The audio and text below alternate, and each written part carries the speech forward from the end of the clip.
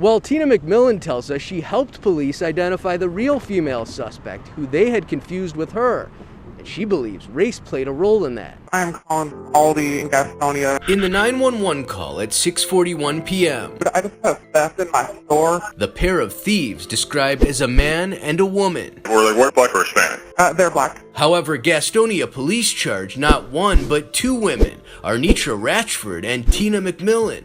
Easy to tell them apart, right? We're black. But that's where McMillan says the similarities end. We don't look nothing alike. Which is why she's baffled at being misidentified in a crime where Ratchford is the female suspect. I was hurt, and I'm still hurt. It happened on July 27, 2019. According to the police report, the suspect stole a tent, food, and cases of water. Are they still there now? No, they left. I don't have a reason to steal. I work. But about a week after the crime, McMillan learned from her son The police came banging on my door. I wasn't at home. there was a warrant for her arrest. Within hours, I turned myself in. Her estranged husband, Charles Jones, had already been arrested in the case, and when McMillan met with the female detective, who was white, she says she tried to explain. It wasn't me. But she says the detective told her they had a surveillance image of a female suspect and the car used in the crime. Red Kia Optima. That vehicle was registered to both her and her husband. We do have their address that the car is registered to. She assumed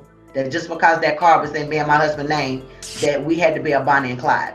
No, that's not me. So McMillan tells us she went with the detective to the Aldi store, where the manager confirmed it wasn't her. Looked at the officer and me and said, this is not that lady. That's when McMillan says she shared a photo of Arnitra Ratchford, the woman she thought was with her husband that day. The manager automatically said, yes, that's the woman that was in the store. And just a day after McMillan turned herself in, police then charged Ratchford with the crime. But even with a different female suspect in custody, McMillan says the detective didn't try to clear her name for another 3 weeks. How can you not want to clear my name when you knew it was not me?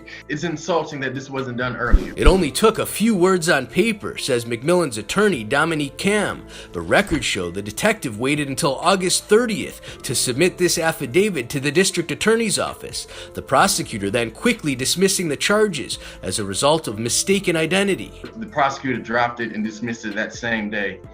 So it could have been that simple. McMillan believes her race played a role in how her case was handled. I feel like I was racially, profiled, and it's not fair to me. There's nothing that really looks alike, so there was really not good detective work done on this. If I was another color, she would have stepped on it immediately. Although the charges against her have now been dropped, McMillan says it's done lasting damage to her reputation. I have a mugshot out there that's telling people that I steal.